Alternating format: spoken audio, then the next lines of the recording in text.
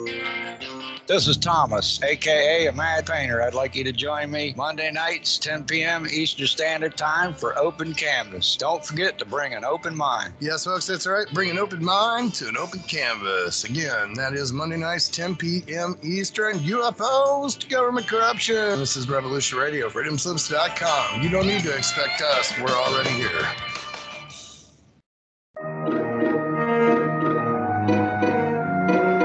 The original machine had a base plate of pre-famulated amulite, surmounted by a malleable logarithmic casing, in such a way that the two spurving bearings were in a direct line with a panometric fan. The lineup consisted simply of 6 hydrocoptic Marsal vanes, so fitted to the ambifacient lunar wane shaft that side fumbling was effectively prevented.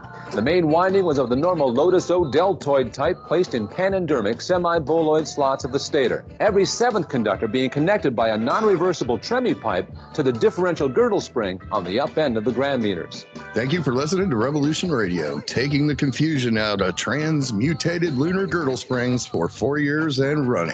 Revolution Radio, the #1 listener-supported alternative media radio on the planet.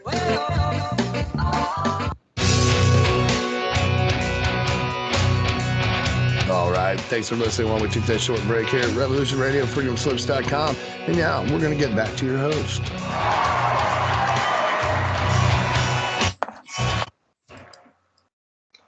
Lunar girdle springs, indeed. Welcome to Plato's Cave on WZZR, coming to you from Australia for Revolution Radio on freedomslips.com. It's home to fresh, relatively uncensored ideas and conversations in the chat room, so come on in. There's quite a few people there, 29 right now. And it's also a place to get your merch. The station is not beholden to anyone, but does require your support. Please donate or subscribe or buy some of that awesome merch on offer. Just go and have a look. This is show number 4. Show number 4. That means we've been on the air for 2 weeks, in this format. Now you can catch the cave on air, online, and on your smart device. So grab an app to listen anywhere, or listen at home on a Grace tabletop digital radio. But why not join the club and subscribe to the archives? It only costs $5. Right now it's free. Almost $5 a month. And you can access all of the Freedom Slips archives and check out all the hosts' shows. And it's been going for 10 years. The ad that you heard earlier was a bit older. And that was Nighthawk, the station founder, talking about the girdle springs.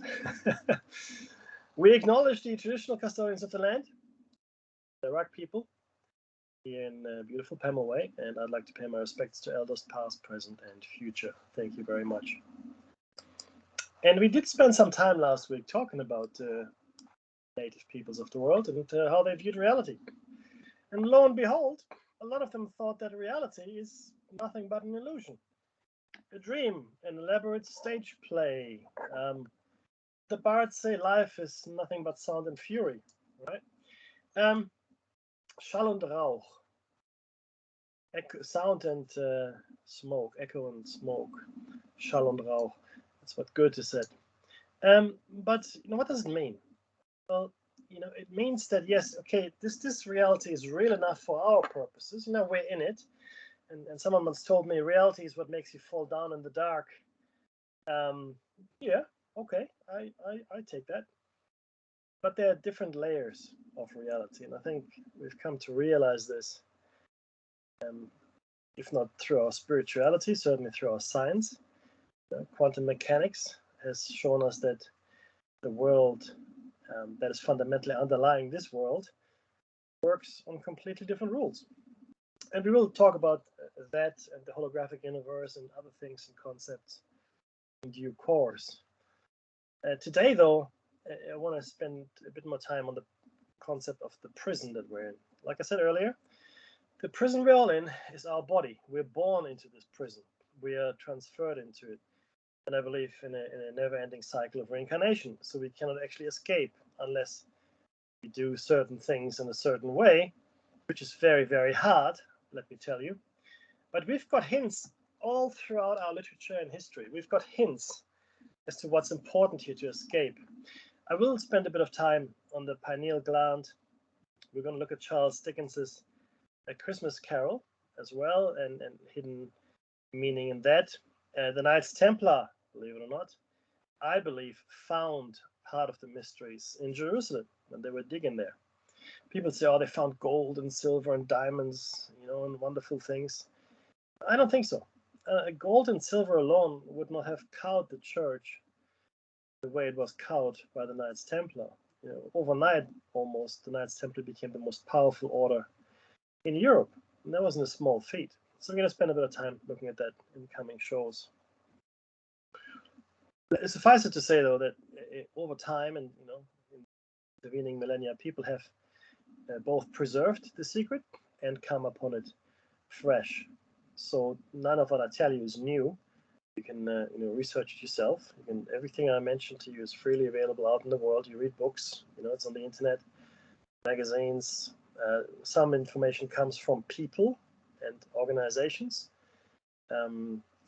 So you would probably have to get in touch with those particular people and organizations, possibly even become a member of some of them in order to get to the bottom of some of the information we're discussing here for yourselves, if you wanted to do so. But prisons are, in effect, designed, built, invented to separate one part of humanity from the next, or one set of circumstances from the next. They're meant to separate. That's what a prison does. It separates, okay? And it holds captive, usually, someone or something. That's the purpose of a prison. Be it, as just punishment or unjust imprisonment, false imprisonment, to torture, to glean information, even, right? We imprison. Today we still imprison people to get information out of them indefinitely sometimes, because if they were released, it would be an embarrassment to powerful people potentially. So prisons have a very distinct purpose. Our prison also has a purpose. Our prison is designed in such a way that we don't know that we're in a prison. We have no idea. It's just life. We're just born, and then here we are. We're alive, and this is our life. What are you talking about, Mackie? But you have to ask the questions. You have to dig deeper. You have to understand, and at least try to understand why. Why is it like this? Why are we like this? Why is life like this? Why do we, choose to live this way? Why is our biology the way it is? Is evolution the answer? Is God the answer? Creationism, alien interference? What is the answer here, right? I think the answer is very simple. Our biology reflects our prison. Okay, it's designed in such a way that we do not know it's there. It is very, very simple, right? Because you don't know anything when you're born. You literally have to learn everything, right? You have no facilities to speak, to reason. You can't feed yourself. You're completely useless as a child, as a baby. You can't fend for yourself. It's not possible. In fact, for the first couple of years of your life, you can't fend for yourself. You're completely reliant upon your parents, your tribe, your family, whatever it might be, right? And a lot of animals are not like that. A lot of animals are quite, they're ready to go as soon as they're born, which is interesting if you think about it. But we're not. The human child is not. And that gives us ample time to indoctrinate the child into a language, into a social structure, into a tribe, a family, a nation, right? Into a political belief system, even if you wanted to. Because the trick is to get them early. You have to get to the children early if you want to control and own their minds. You have to be able to indoctrinate them before they know what that word is or how to spell it. I was fortunate in some ways. I was always an outsider due to, owing to my differing parentage. My father was Turkish, mom was German. My grandfather was a free thinker. My grandmother was spiritual as well as religious, which is interesting because that was a complete contradiction. And as I went through school, I took part in all of the religious education, Protestant, Catholic, whatever was on offer. And my grandfather would explain to me certain realities about life. He, like I said, he was a free thinker. He was a rational man, and he didn't have much love for the church, any church. So I was never indoctrinated into anything, even though my father was Muslim. Didn't matter, right? He didn't bring me up a Muslim. I didn't know anything about it until I educated myself. So I was spiritually free. I was not part of the machine in that way. In many other ways I was, of course, but not in that way, which allowed me to find my own mysteries, find my own strangeness, my own belief systems, and I've been doing that ever since. I became fascinated by Charles Berlitz's work. I was 8, 9 years old. My mother would get me his books from the book club, and I was therefore perfectly placed to ask the questions, because no one had told me what the answers were. No one had told me, well, this is what it is. This is what you have to believe. Oh, okay. No one did. No one tried to force me to believe something. No one made me, bow my head and accept things. If anything, I was encouraged to find my own way to think. Right? And here we are. So this prison that we're all in is perfectly suited for its purposes. Right? You needed to live in this reality. It's your life support system. Okay, your body is your life support system. It houses your consciousness, and I think it only houses a small part of your consciousness. I think there's a massive part of who you are that you can't access while you're awake. Well, most of us can't anyway. I think it takes meditation, maybe the help of psychoactive substances, who knows, to unlock that potential. If you meditate, so they did this test on Tibetan monks that meditated all their lives, and they found that their brain is fundamentally different to other people's brains. They have a different brain frequency, a different the active areas in the brain are different. So that comes with practice of meditation over and over again for years, decades, right? And to the point where I think they might be quite different from us in the way they think, the way they perceive the world, and in what they can do as well in the world, right? So what I mean is that you can educate and condition yourself. You can train your body and mind to do things that you might not have thought possible. They used to say, if you can dream it, you can do it, right? So if you can imagine it, then you can make it a reality. I think that's true. And I think the power of our thought, we always underestimate, right? The power of prayer, the power of directed meditation and positive thinking. Those are powerful things. I believe very firmly that you can manifest reality.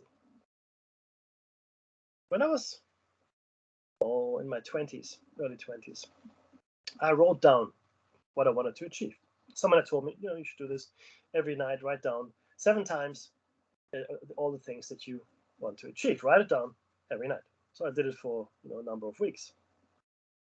And then, I sort of forgot about it.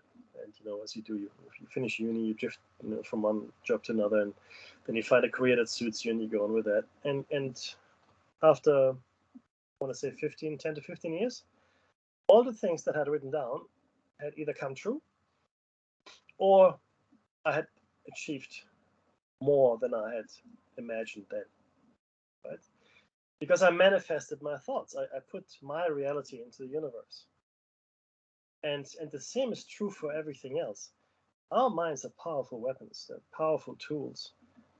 Nothing that is around you, nothing that is man-made, I'm talking about now, is there without having first been a thought. Anything you see around you, everything that's built around you, the furniture, the technology, your house, your book, your computer, your headphones, your watch, your clothes, your shoes, they all started as thoughts. All of them, every last one. They didn't just manifest, they didn't just spring into existence. Right? Someone thought it up, then made it a reality. Right? And I think our thoughts are even more powerful than that.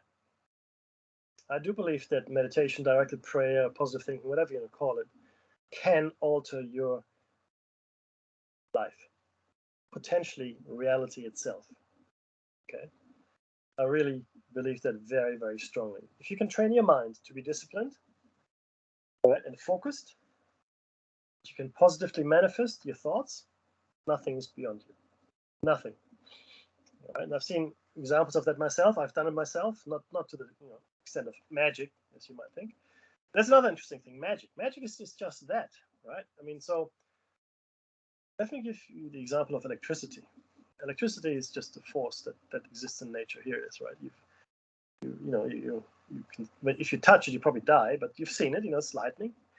But ultimately, you don't see it normally. Normally, it's all the devices you have, our civilization runs on it. We're addicted to electricity, and there it is, right? But you don't ever really see it. You only see the effects of it.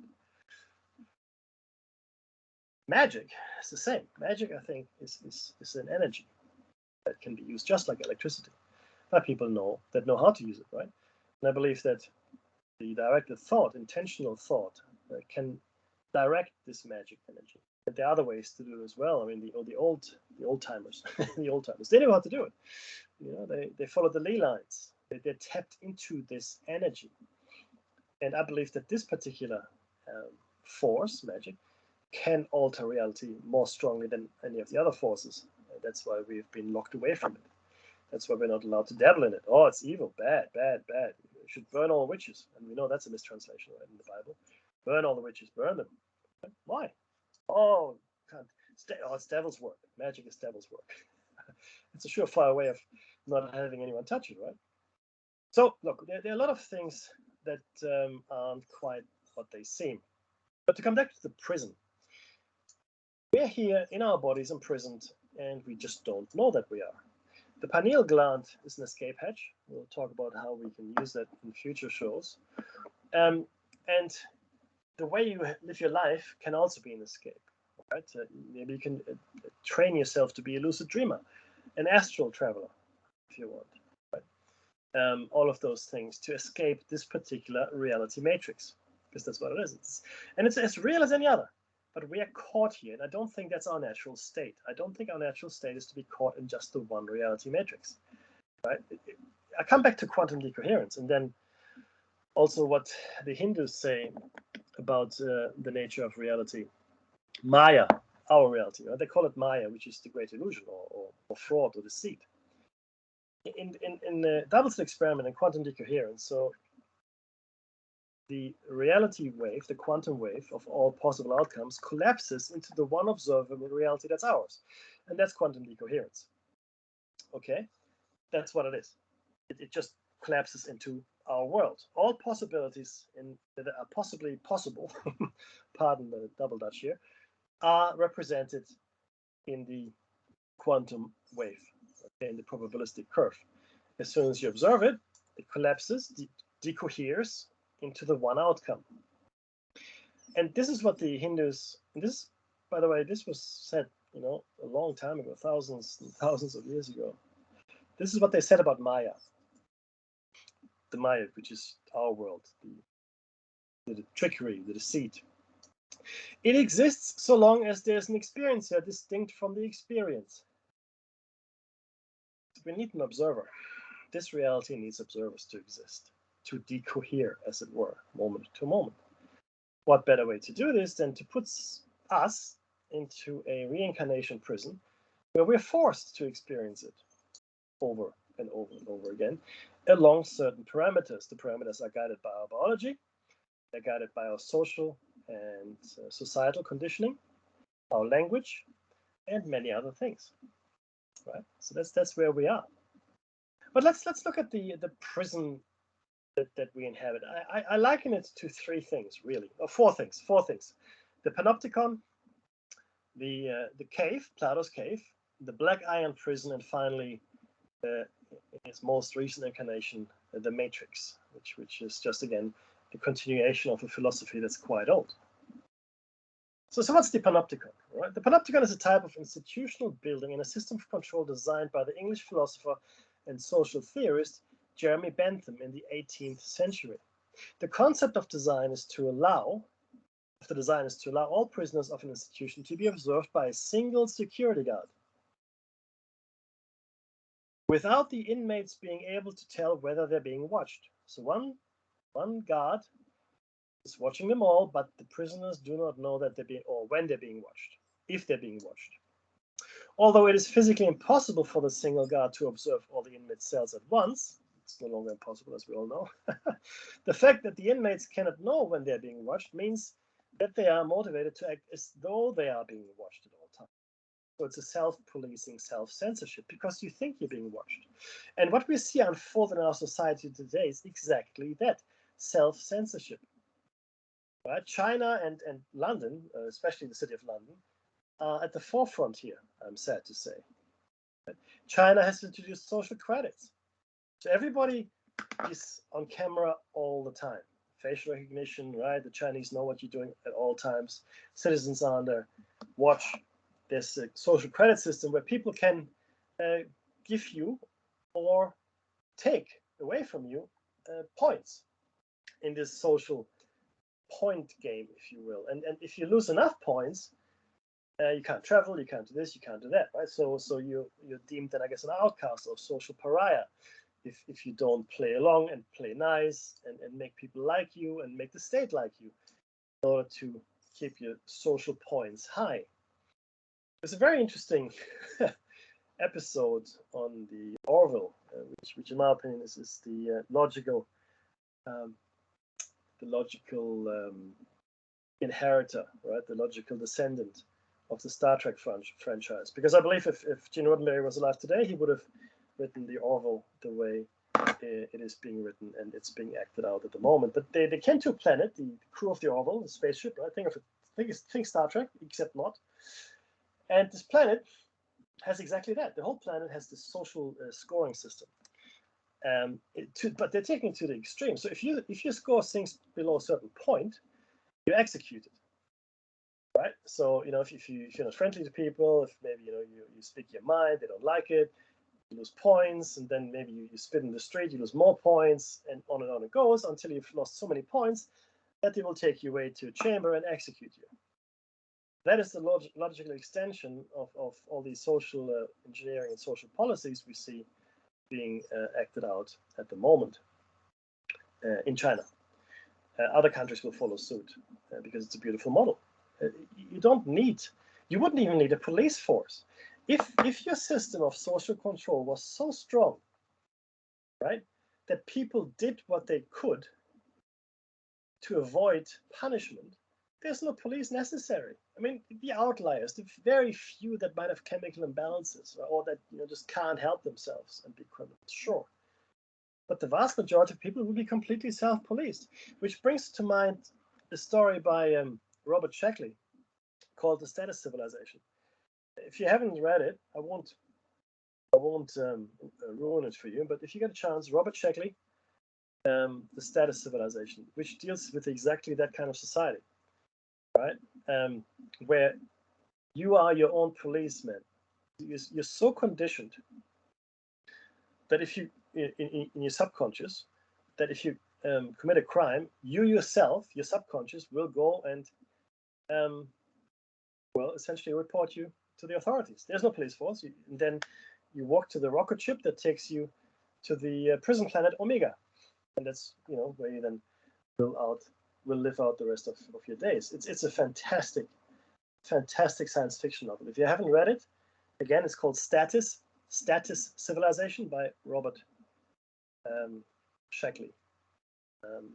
He wrote in the 50s and 60s in the States. Really, he's been described as Voltaire with soda. He's a fantastic writer. If you haven't read him yet, please do yourself a favor. Right.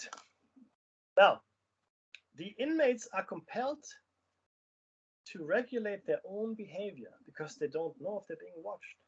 That's where we are today. That's our world, right? And we are quickly getting there.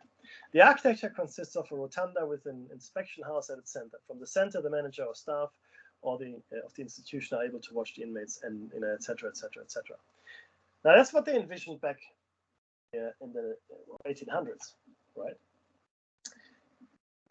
A physical kind of prison where you can fool the prisoner into acting a certain way because they think they're being watched by the guards. We're living in a world that is quickly approaching that ideal state of we no longer have to imagine that we're being watched. We are being watched.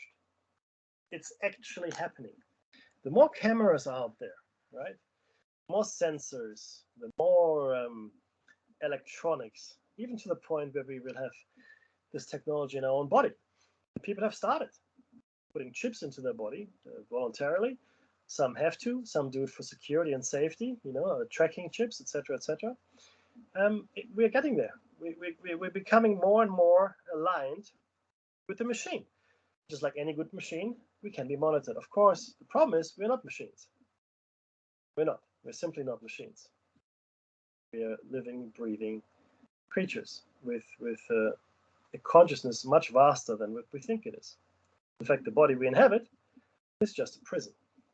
So that's the panopticon that was envisioned in the 18th century. And for all intents and purposes, I really believe we're there, almost there, in the I guess the ultimate iteration of the panopticon, where you don't know if you're being watched, like truly a 1984 type of society.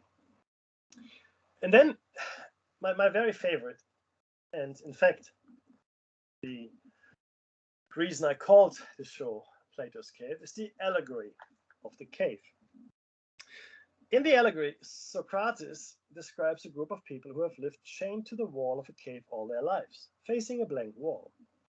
The people watch shadows projected on the wall from objects passing in front of a fire behind them and give names to these shadows. The shadows are the prisoner's reality, but are not accurate representations of the real world. Socrates explains how the philosopher is like a prisoner who is freed from the cave and comes to understand that the shadows on the wall are actually not reality at all. A philosopher aims to understand and perceive the higher levels of reality. However, the other inmates of the cave do not even desire to leave their prison, for they know no better life.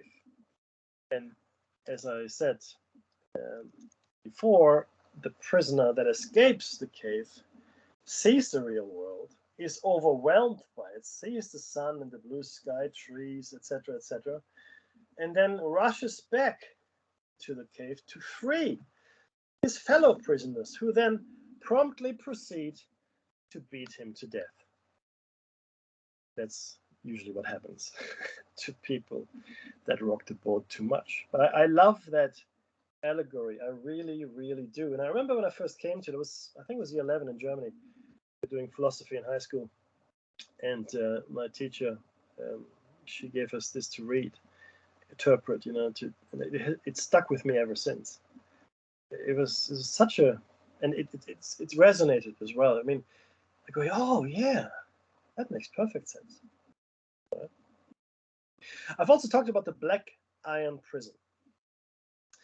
The black iron prison is a concept of an all-pervasive system of social control postulated in the Tractatus Cryptica Scriptura, which is a summary of unpublished Gnostic exegesis included in Valis, which is a work by Philip K. Dick. And Philip K. Dick wrote the following in his book.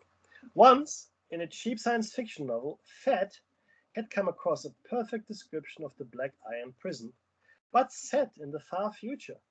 So, if you superimpose the past, ancient Rome, over the present, California in the 20th century, and superimpose the far future world over that, you got the empire as the supra or trans-temporal constant.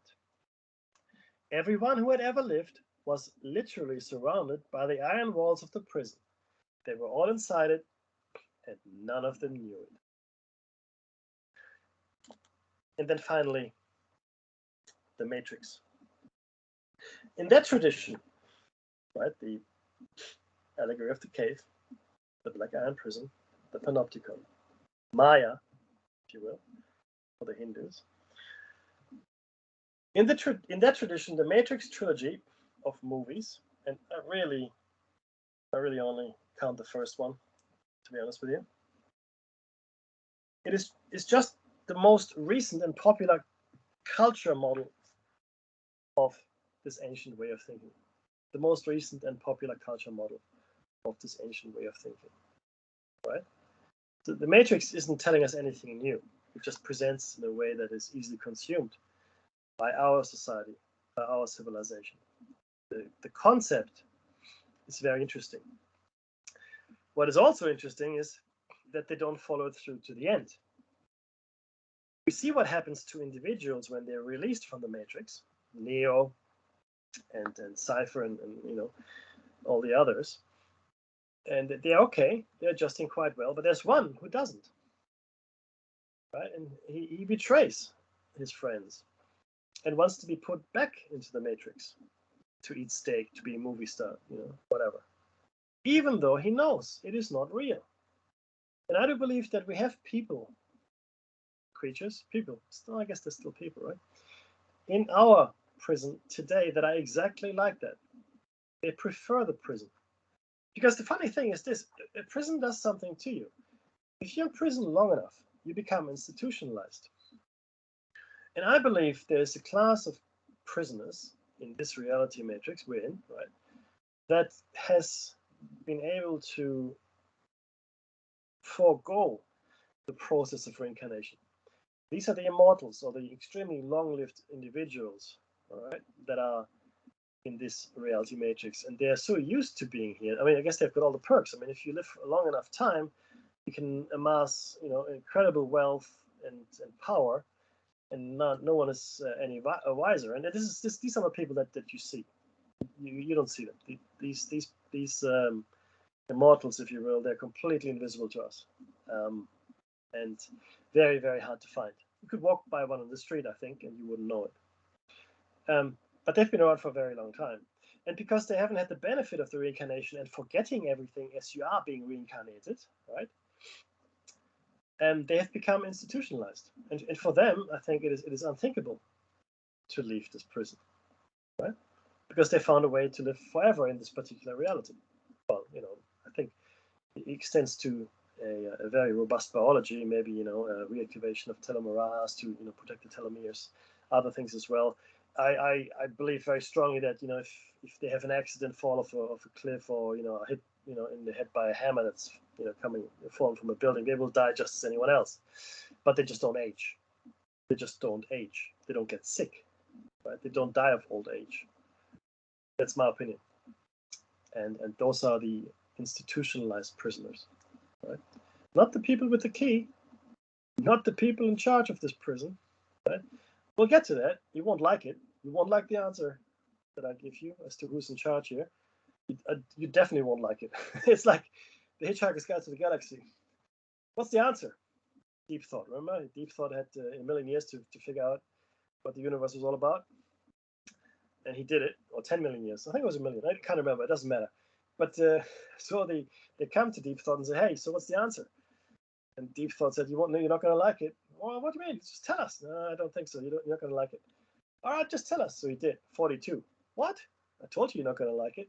So this is a situation just like that, where you won't like what I tell you. You won't like the entities that are in charge of this particular prison. Now, not our bodies, but the prison setup, if you will. This reality matrix. I mean, our prisons, yes, they are bodies, but within the wider context, keepers of this reality, the people, I guess, that require us to quantum decohere the wave function into this expression, into this matrix. And there's really, and I love it. I really love it. This is what spoke to me as well in the Matrix. When Morpheus, he speaks of the world that has been pulled over your eyes, and he mentions the splinter in your mind. Splinter in your mind you can't get rid of. It stubbornly refuses to be dislodged. Right?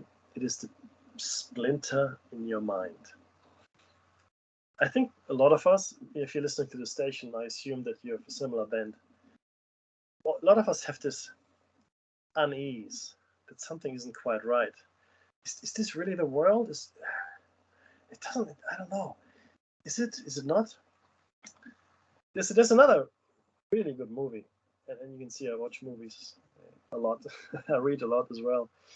But this one I love. I spoke about it before. It's called They Live by John Carpenter. It's about this man who finds these glasses that show him the world as it really is. run by an alien race out to pretty much strip mine the planet, and and human beings helping along, making lots of profit. So it's really the glasses allow them to see the world as it is. Billboards, they're all 10-foot black letters, telling people to obey, to reproduce, to consume, to sleep, right? In fact, there's this frequency machine, a frequency emitter that is on top of a building in LA, but apparently every city has one, that emits this signal, and the signal is similar to the sleep state. So most people are in fact asleep most of the time, right? And John Carpenter he based on a short story called 8 o'clock in the morning, and he did a great job putting it into a motion picture, I think. But and there's one famous line: "I came here to kick ass and chew gum. I'm all out of gum."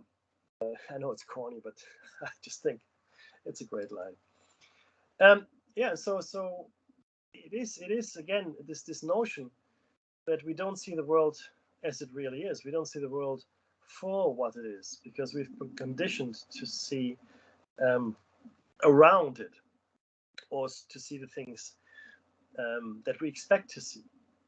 It's really important to understand that every moment that you're alive and you're awake, eyes open, ears open, there are tens, maybe even hundreds of thousands of sensory inputs coming at you. So many that you could not actually process them all. That's what some people believe some forms of autism are like. An autistic person gets all these inputs without a filter. They have no filter. It's just hitting them raw, and so they withdraw. They're just overwhelmed, really. But that's where we're different, right? Or regular people. We have filters. We don't see the world as it really is. We never do. You think, oh no, I do. I'm pretty awake. I'm woke, maybe. Well, I beg to differ. There's very simple tricks, psychological tests you can do yourself. There's a really famous one. It illustrates my point as to we don't really see the world around us. We see it through the filters of what we expect, for the most part. And I think that's why not everybody sees UFOs either, and not all the time, right? It's a matter of expectation. And I think some things are so beyond our expectation and experience that we simply cannot see them, right? We don't have the capacity to see them, literally see them, right? We wouldn't know what to do with it. I think our mind would simply fill in the space where it is as a blank, and it would completely disappear from our sight. You think that's impossible? Okay, there's this really, really great experiment. Now, if you have done it, then you know what I'm talking about. If you haven't, take my word for it, because now that I tell you, you might be able to mitigate the effect it has on you. Essentially, there are 4 or 5 people in shot. It's a video. There are 4 or 5 people, full body, right? So it's head to toe, in shot. They're standing in a circle, arrangement, and they're passing 2 balls, a red ball and a blue ball. And your task is to count how many times the blue ball is being passed from person to person. That's your task.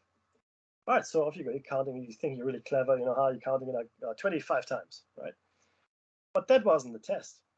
While you were intently watching the ball being passed from person to person, the blue ball, mind you, not the red ball, a gorilla was walking through the screen, in front of the group, behind the group, a man in a gorilla suit, of course, right? Not a gorilla.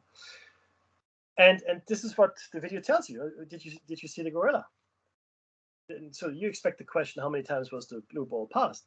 But the actual question is, did you see the gorilla? And I can honestly say that I didn't see the gorilla, or the man in the gorilla suit. I didn't see him. Nope. Cross my heart, hope to die. And then I looked at the video again. I didn't concentrate on the ball or passing or anything like that. I just watched the video, and there it was. There was a man in a gorilla suit walking across between the group several times, stopping even. I didn't see that gorilla because I was focused on the blue ball and it being passed from person to person, counting how many times. So what happened there is that my brain engaged my filters, right? My task was the blue ball. Everything else, it's like tunnel vision, right? Everything else was blurred out. The only thing about that mattered is that I make sure I can count how many times the blue ball is passed. I did that really well, to the exclusion of everything else.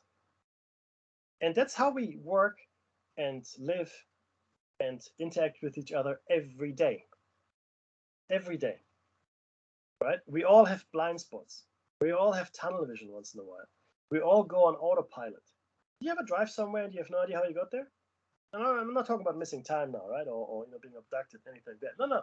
Just you're on autopilot, right? You're on the way to work, and you remember getting in the car, right, and driving, and you do remember driving, but you don't remember all the intervening parts, all the turns, all the stops at the red lights. You just got to work. Even more so when you run. I don't know if any of you are long distance runners, but long distance, I mean anything above 8 kilometers, right? As you run and you get into the zone, you're actually zoning out. And I used to run quite a lot when I was younger, and I would get into the zone and I would run and I would finish my run, but I didn't have a really good memory of the run itself. I was, exhausted and all that, don't get me wrong, but I didn't, my mind was elsewhere. Okay, my body was going through the motions, but my mind was somewhere else. It's really easy to trick our mind that way. It's really easy to direct someone's attention in a certain way. That's what stage magic is. Misdirection, for the most part. Oh, don't look here. Nothing to see here. And then something happens over there. Oh, look, this magic, right? And those people are masters. Direction. They're masters at sleight of hand, and we're amazed, and we can't explain it. I mean, how is it possible that this person did this and I was right there? It's because we can only focus on the one thing, really, right? As soon as we're distracted, that's it. Game on. Right? Anything can happen. This is really important to understand. We are not as aware as we think we are. We're not as present as we think we are. That's why a lot of people talk about mindfulness, and I really like that. And this is something that everybody should do. Be mindful, be in the moment, be present, experience it.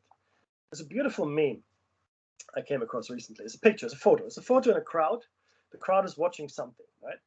Probably you can see a shot of maybe 20, 30 people, right? Half bodies, faces, and all of them, almost all of them, are holding up a phone of some kind to capture the moment. So they're looking at the moment through their phone. Only one old lady is looking at the actual scene. No phone, she's just enjoying the moment. She's in the moment. Everybody else is viewing the moment through their device. And that's part of the plan too. I grew up without any handheld devices. Like I said on Tuesday, a couple of days ago. I grew up with a rotary phone. I had to remember my phone numbers. But these days, I see kids. I mean, literally everybody has got their head on their face buried in the device, whatever device it might be, an Apple, an Android, or Huawei, or it doesn't really matter, really, right? Because the content is all the same, and it's all designed to program your mind in a certain way. It diminishes your capacity to think, to concentrate, to hold a coherent thought for any length of time. And this is a real worry. I mean, it used to be TV that was, in my mind, being misused in this way. TV hasn't got a patch on these devices. These applications that are coming out, like TikTok, I think it's called, right? TikTok. Now, I don't have TikTok, but I'm familiar with the concept. These are like short clips. I don't know, 20 seconds, 30 seconds, a minute, whatever it is, right? Of something, right? And the more interesting it is, the more funny it is, the more likely it is that people will watch whatever you put on TikTok. Mackie from Plato's Cave is on A. I just saw the question. So it's diminishing our ability to concentrate. Our attention span is that of a goldfish now. it's very difficult, I think, for our children to really concentrate if they have been exposed to devices, right? It is really, really difficult, and it's dangerous. But it's part of the plan. The parasites do not want, they don't want a thinking, a critical populace. Public education was a mistake in their eye. It's terrible. Why would you want to give these people an education? No, that's just terrible. Let's keep them in ignorance. We've kept them in ignorance for hundreds of years, right? The Dark Age was the best thing that ever happened to Europe. Keep those unwashed masses, the great unwashed, keep them ignorant. That's what we want. We're going to talk about education as well. But no, public education came along, and you have to understand, I mean, there are not many prison guards, as it were, and I believe. There are not many immortals either. Like these are the prisoners that are now institutionalized. And there's only one that is truly in charge, in my opinion. And when I tell you who it is, you're not going to like the answer. At least it's my answer. You might completely disagree with me, and that's cool, right? I'm not here to convince you of anything. I just want to tell you what I think it is and what my research has led me to believe. But yeah, so over time, though, I mean, we became smarter, right? We became better at things. We remember our other lives sometimes. We remember our actual home, right? And that's where these Hindu and Buddhist teachings come from. The teachings of the Native Americans, the Aboriginals, First Nations peoples everywhere. They have this echo of a memory of what the nature of reality really is, right? And we don't, or most of us in the Western world, the so-called Western world, have lost that because we've worked really hard on separating the spiritual from the physical. Really hard. We say, oh, spiritual, what's that? It's just nonsense. What are you talking about? Go to a psychiatrist. He'll give you a couple of pills. You'll be better. No, that's the wrong answer. We are fundamentally not just flesh robots, right? Yes, the flesh we inhabit, it's biological, it's chemical, mechanical, electrical even, right? But there's something that our energy, our chi, our soul, our ka, I don't care what you call it, our essence, that inhabits this, right? This body prison. We're here, we're in it. And we're doing our best to completely ignore that. Isn't it amazing? That one thing that matters the most, we want to kill the most. People say, oh, when you die, you just, you're worm fodder. Okay? No, there's more to us. We are deeper and longer and further than we can imagine, right? We stretch into all the dimensions and into all the planes. Potentially, right now we're not because we're in prison, but we could. Right? Isn't it interesting though that we dismiss the spiritual, the psychic, if you want. We completely dismiss it, or science has dismissed it now for a couple hundred years, completely. It's nonsense. Isn't that interesting? Don't you ever wonder why that is? The reason that is because we are being directed in a certain way, and we are being directed away from other things. They want us to think this way, not that way, this way. It's you have to make terms like magic and spiritual and faith and psychic and extrasensory. You have to make those terms sideshow terms. You have to make them. You have to bring them into disrepute. They can't be respectable terms, like conspiracy theorist, right? As soon as you hear the word, oh, there's a crazy person, that's what most people think. Or conspiracy theorist. Well, I'm a conspiracy factist. Okay. So, but isn't it interesting though that we are being steered away from those things? There's a concerted effort not to have us think about these things too deeply. And if we do think about them, right? Oh, look, religion can take care of that. Just go and see your priest, your pastor, your rabbi, your whatever you have, your imam. Just go and see them. Yeah, that'll take care of your spirituality. No. I'm not against it. You can believe whatever you like. Your religion is your religion. Your faith is your faith. That's all goodness, right? But just check that it's really reflecting what you believe, and you fully understand what it is that you're supporting, right? A lot of people don't understand the religion they're in. They don't understand what it is they're meant to believe. They really don't, right? And that's the danger, because that's like treating our spirituality as something. Oh yeah, look, we'll tick a box. Okay, tick the box. Oh yeah, I'm spiritual. Tick the box. I believe in God. Tick the box. What does that mean? What does that actually mean? I'm not everybody, of course, right? But a lot of us. Well, tick a box, and then I don't have to think about it anymore. And anything that then comes along and rattles at the cage of my reality, I don't like. I want to get away from. It scares me, right? I want to beat them to death, like that poor fellow in the cave. It's just nuts. We are being deliberately blinded to the truth, right? And we are, because if we were not blind to the truth, then we might have a better chance of escaping our prison, escaping the reincarnation cycles, such as they are, right? But they can't have that. They can't have that. They need us here, because again, and this is coming from ancient Hindu texts, right?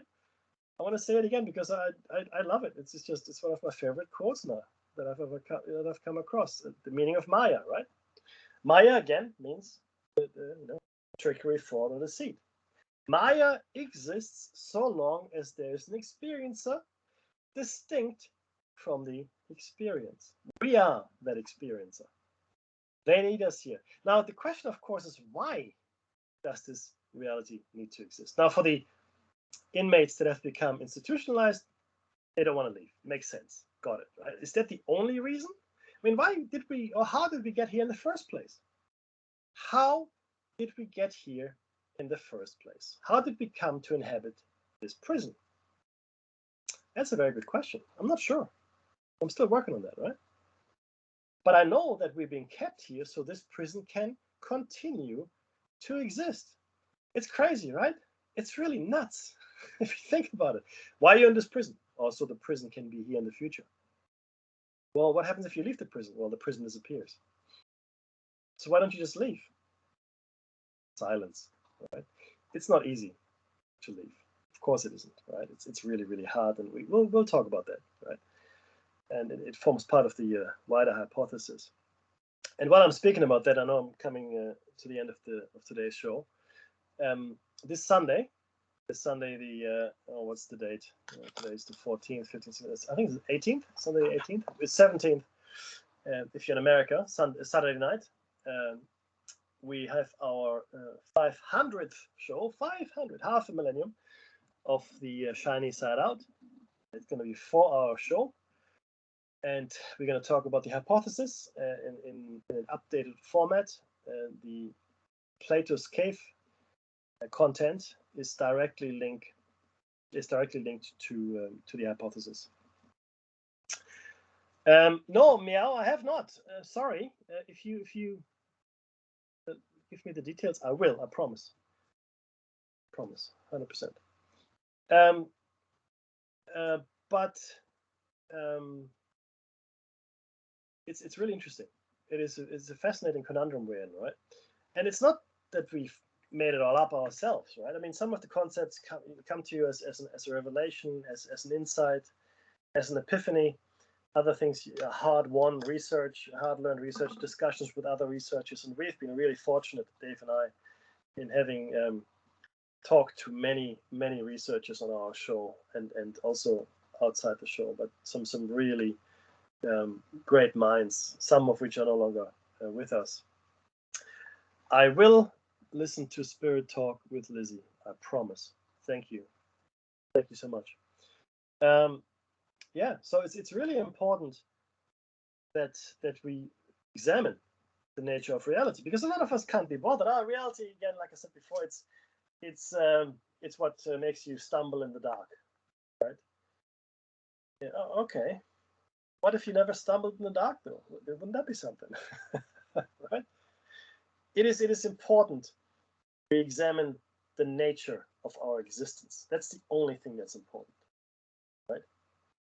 Because our bodies might very well be just worm fodder, but we are not, right? There's an essence to us, which I believe is immortal. I really do. And time is an illusion in the world where we actually live. Time is a well, it's a concept, I guess, but it's a non-concept, right? It has no meaning. It's like the Aboriginals term for the dreaming, and then this fellow, what's his name, Stanner, he called it everywhen, right? Because the dreaming or the dream time, that's not something in the past. That's now. It's not just now, but it's always. It's everywhen. Okay, so if you think that the dream time or the dreaming is referring to long gone, dim, and distant golden age, not at all. That's not what the Aboriginals are talking about at all. It was, and it is, everywhere. Cannot fix it to a point in time, and we are separated from it, our actual home, by this prison, by this constant decoherence of the probability curve in quantum terms, right? Really interesting. Really interesting. Oh, what's this? Only stumble in the dark when awareness is not in functional mode. Yes, I agree. It's Meow from the chat. So look, I do encourage everybody, please, if you're listening to this right now, come into the chat. It's real easy. It doesn't cost you anything. You get an avatar. You can say what you like, pretty much. If you're listening to this on in the archives or on YouTube or on Patreon, make the time, if you can, to come to the show live and come join the chat. The same goes, of course, for all the other shows, especially Mitchell Bubb, who's after this. Solaris, Blue Raven, she's got the show before us on Saturday night, right? And then, of course, the Shiny Shadow itself. And there's the music. So, look, if you can donate, please do. Get the merch if you can. This is Listener Fun Radio, and please stay tuned for another awesome show with Mitchell Bubb. Thanks all for listening.